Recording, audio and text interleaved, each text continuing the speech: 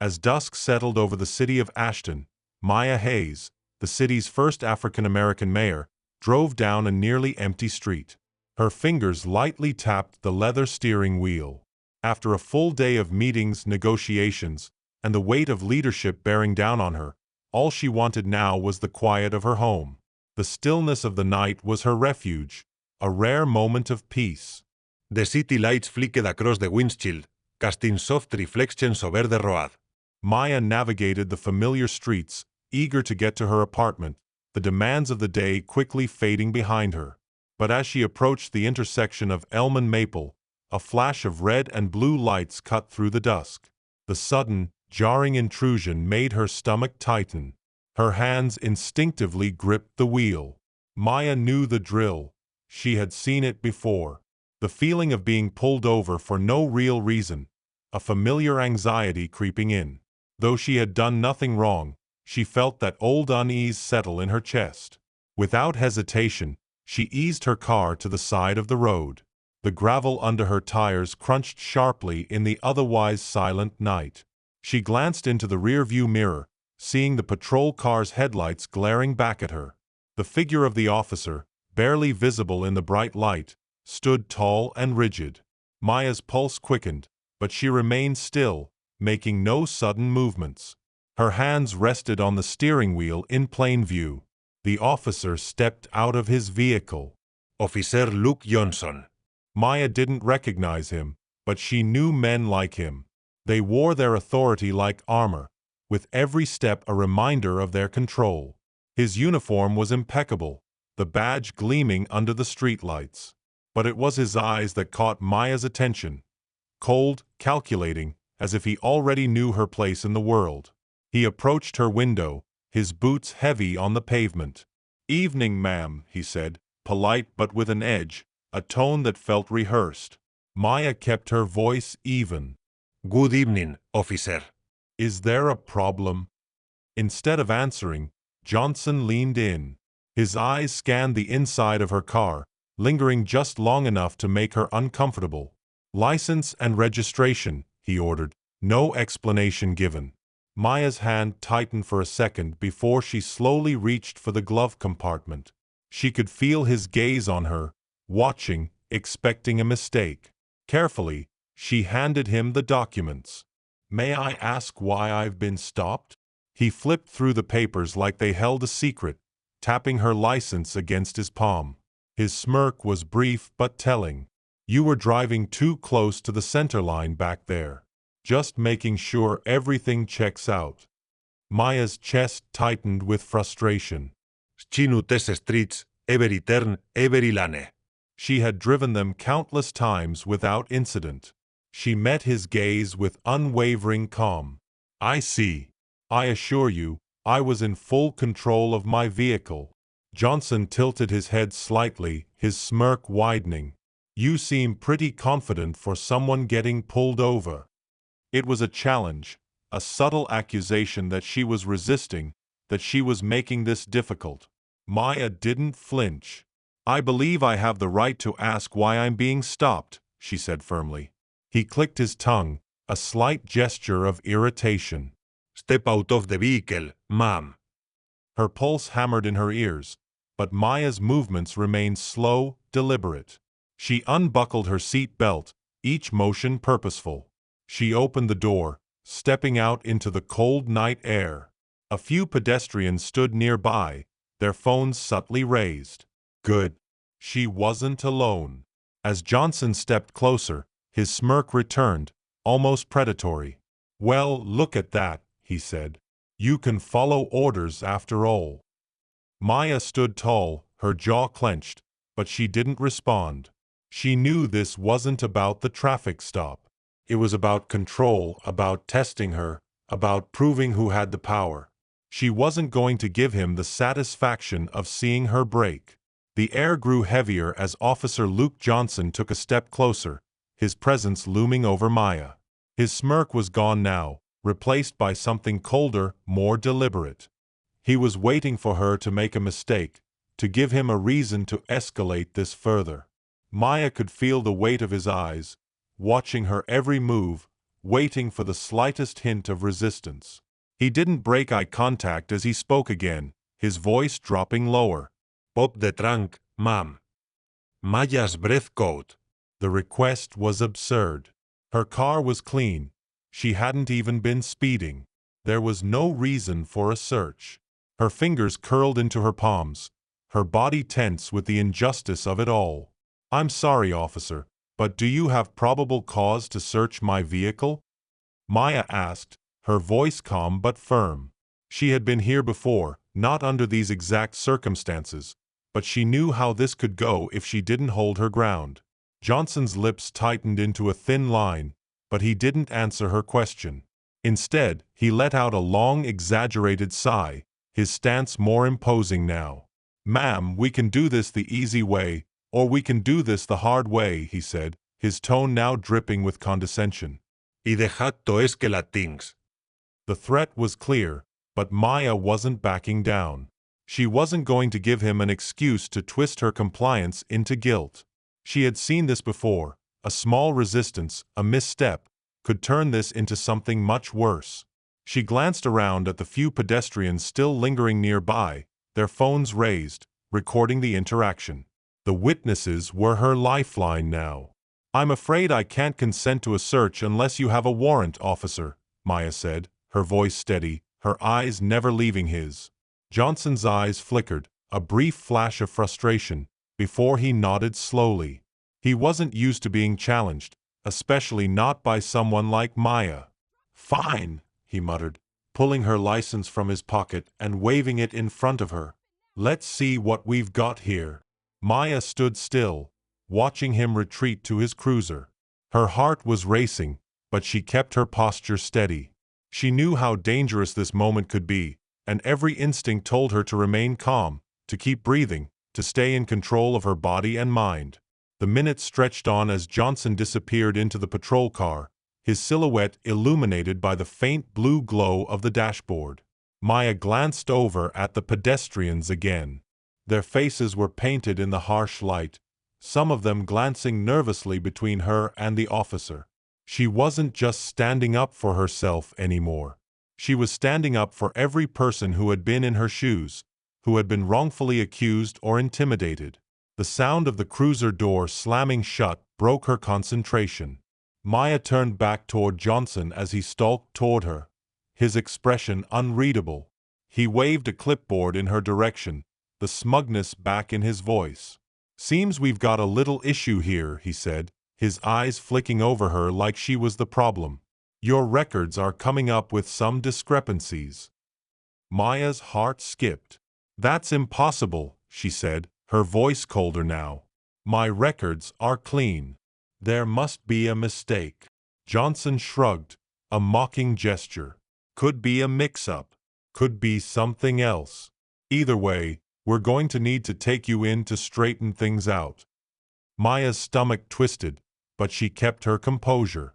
She didn't show the panic that was beginning to rise inside her. "You and I both know that's not necessary, officer," she replied, her voice even. The pedestrians were watching intently, their phones still recording.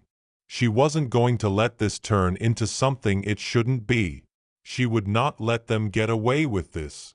Before she could say another word, Johnson's hand was on her arm, jerking her forward. The cold metal of handcuffs clicked shut around her wrists, and a sharp gasp rippled through the onlookers. Maya's pulse hammered in her throat, but she didn't flinch. The humiliation, the injustice, she would bear it all with dignity. "Mayor Hayes," Johnson murmured, low enough for only her to hear, "you should have just played along." Maya's jaw tightened, but she didn't let him see her struggle. She didn't let him see her break. This wasn't about just one officer and one traffic stop.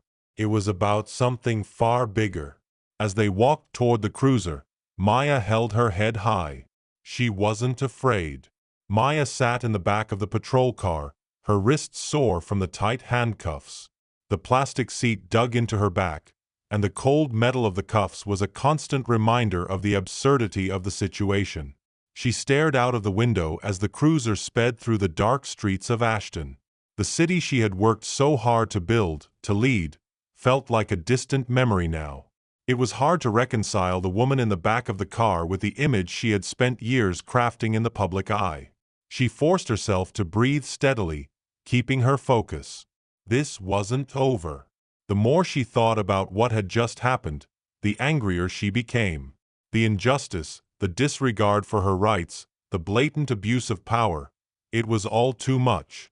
But she knew that losing control wouldn't help. She had to stay calm, keep her head in the game. The patrol car turned into the police station's rear entrance, the dim parking lot stretching out in front of them. Maya watched the flashing lights of the cruiser as it parked in front of the entrance. The air was thick with tension as the officer slid out of the car, leaving Maya alone in the back seat. The sound of footsteps echoed through the lot, and she could hear the faint murmur of voices from inside the station.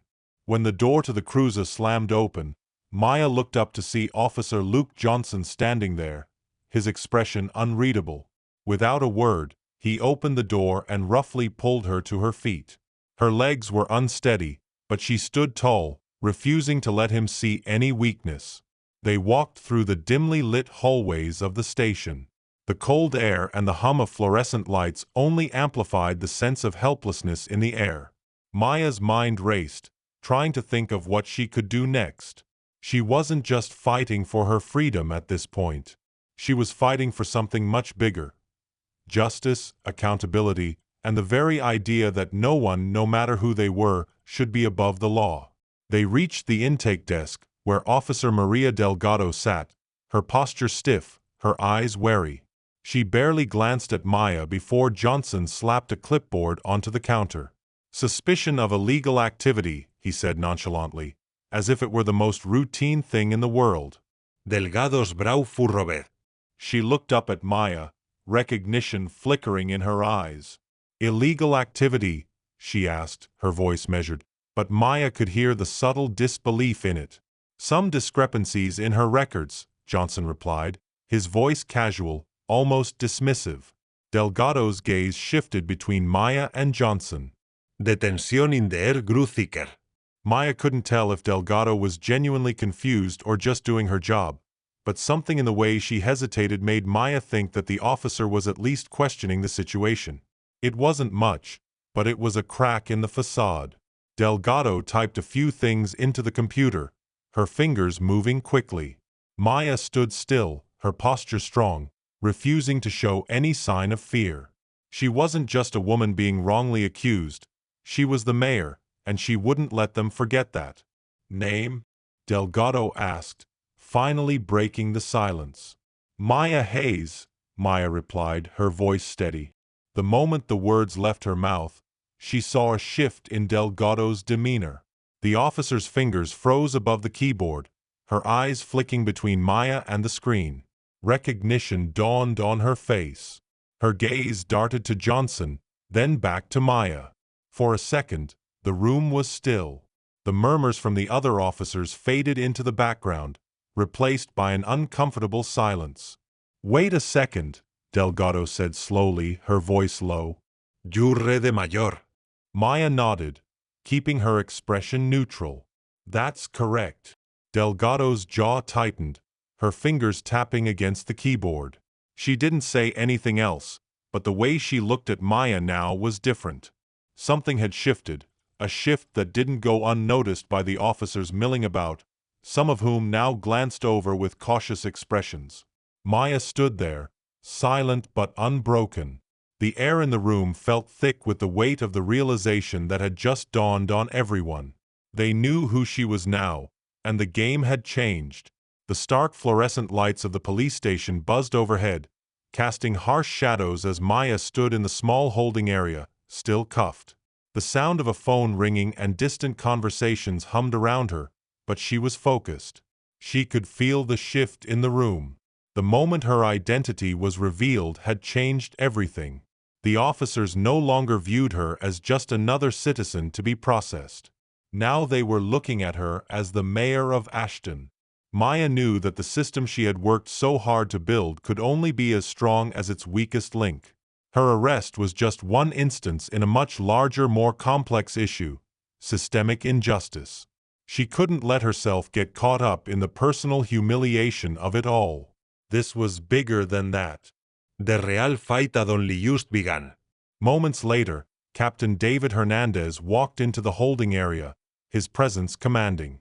He was a man in his 50s, stocky, with years of experience in law enforcement, but his tired eyes told a different story. He had seen too many nights like this, too many cases where things went wrong. His gaze fell on Maya, and for a split second, she saw the flicker of recognition. He knew who she was, but there was something else in his eyes too, a look of concern, perhaps even a tinge of guilt. What's going on here, Johnson? Hernandez's voice could throw the quiet, sharp and demanding. What's this about? Johnson was still standing off to the side, his expression unreadable. Routine stop, sir, he said, his voice smooth. She had some discrepancy in her records, so we brought her in for processing. The silence in the room stretched long as Hernandez's gaze shifted from Johnson to Maya. His eyes narrowed, studying her with a sharpness that made the hairs on the back of her neck stand up. There was something behind his eyes, a glimmer of recognition, but also something deeper. It was like he knew the truth, and it wasn't what Johnson was saying. Discrepancies? Hernandez asked, his voice controlled, though there was an edge to it. Is that what you're calling this? Johnson hesitated. Yes, sir. It came back flagged. Hernandez stepped closer to Johnson, his voice lowering now, tinged with authority. Number didn't, let me get this straight, he said, his gaze never leaving Johnson. You pulled over the mayor of Ashton for a non-existent traffic violation, found nothing illegal in her car, and when her ID came back clean, you decided to arrest her anyway? Johnson opened his mouth to protest, but Hernandez cut him off, his voice rising. You're telling me you arrested the mayor of this city for nothing? For a damn traffic stop. Maya could feel the heat rising in her chest. The injustice of it all was overwhelming, but she refused to let it show. She stood tall, her chin lifted, eyes locked on Hernandez as he addressed the situation with a calm yet unwavering resolve. Johnson's face flushed with frustration, but he didn't speak. Instead, Hernandez turned to Officer Maria Delgado, who had been standing in the background, watching the scene unfold. She gave a small nod, her gaze now filled with something new. Understanding, perhaps even regret. Hernandez turned to her and gave a simple order. Get the cuffs off her. Now. Without hesitation, Delgado moved toward Maya, unlocking the handcuffs with practiced ease. The cold metal snapped open, and Maya rubbed her wrists, but she didn't let the relief show. She wasn't done, not yet. As Hernandez's eyes shifted back to Johnson, the tension in the room grew. Maya could feel it, the quiet power shift. Johnson had gone too far, and Hernandez knew it. You're suspended, Johnson, Hernandez said, his voice cold. Until further notice. And if I find anything in your record, anything that even remotely resembles this, you're done. The words were final, cutting through the air like a knife. Maya's heart raced, but she knew this was only one small victory in a much larger battle. She met Hernandez's gas. I'll be filing a formal complaint, she said, her voice calm but firm. This won't be forgotten. Hernandez didn't flinch. I understand, Mayor Hayes, he said quietly.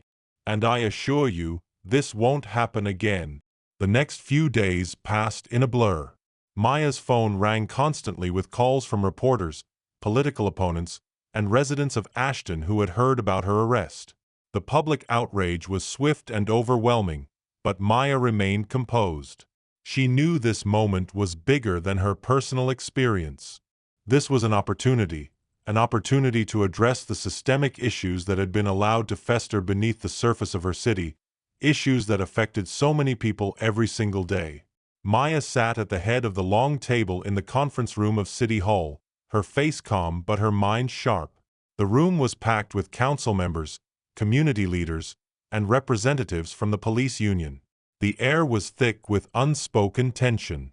They all knew why they were here. The arrest was just the spark. Now it was time for the fire to spread. Let's be clear about why we're here, Maya began, her voice even and deliberate. She looked around the room, meeting the eyes of the people gathered before her. Officer Luke Johnson arrested me unlawfully, without cause. He humiliated me, tried to intimidate me, and when confronted with the truth, he doubled down. The only reason I'm sitting here today instead of behind bars is because I had a name you all recognized. Some of the council members shifted uncomfortably in their seats. Others avoided her gaze. The police union reps, as expected, remained stoic, though Maya could feel their resistance. This wasn't just about one officer's misconduct. It was about a broken system, and Maya was determined to fix it. What happens when it's not me? Maya continued. What happens when it's a black teenager walking home from school, or a father picking up his kids, or a woman leaving her late shift at the hospital? What happens when there's no video, no public outrage, no emergency meeting to discuss it? The room fell silent. The question hung in the air, heavy and undeniable. Captain David Hernandez, sitting across from Maya, exhaled slowly. Mayor Hayes, I won't make excuses for what happened. It was unacceptable. Officer Johnson has been suspended pending a full investigation, and there will be consequences. Maya's expression remained unreadable. Consequences, she echoed. A suspensión? As la ponderist? He'll sit at home, collect his paycheck, and then be reassigned. De ahí que el will continue. She paused, letting the weight of her words settle over the room. You and I both know how this plays out. This isn't enough. Maya turned to the rest of the council, her gaze steely. I'm proposing immediate and permanent changes to the way this department operates. First, an independent civilian oversight board with full investigative authority. No more officers investigating themselves. No more internal reviews that go nowhere. One of the older council members, a man in his 60s with a sharply pressed suit, cleared his throat. Mayor Hayes, that's a drastic measure, he said, his voice uncertain. You're damn right it is, Maya replied sharply, her eyes narrowing. And it's necessary. She didn't let up. Second, mandatory anti-bias training for every officer. Not a one-time seminar, but ongoing, intensive training. There will be accountability, and there will be real consequences for officers who fail to do their jobs responsibly. A representative from the police union, a man with graying hair, stood up, his voice measured. Mayor Hayes, our officers already undergo training. These incidents are rare, and this is a one-off. Maya's voice was cutting. Rare? She repeated. You're swapping rare for what happened while I still have bruises on my wrists from your officer's cuffs. The room grew tense. The police union rep shifted uncomfortably but didn't respond. Third, Maya continued, we will implement a complete overhaul of the disciplinary system. Officers with histories of complaints will no longer be quietly reassigned. They will be investigated, and if necessary, they will be fired. Hernandez, his face tight, nodded. I understand your frustration, Mayor Hayes. There are changes that need to be made. The vote passed quickly after that. The room was thick with the weight of what had just happened. It wasn't just about a single officer or a single moment. It was about changing a system that had been broken for far too long. The months that followed were a whirlwind. The Civilian Oversight Board was established, and its members began reviewing cases of misconduct that had previously been ignored. Some officers were cleared. Others resigned quietly before the investigations reached them. As for Officer Luke Johnson, the investigation into his record revealed a pattern of misconduct that no one had bothered to address before. His suspension became a termination, his badge stripped away. Maya knew that this wasn't the end of the fight, but it was a significant step forward. One evening, as Maya left City Hall, she spotted a familiar figure standing near the parking lot. Johnson.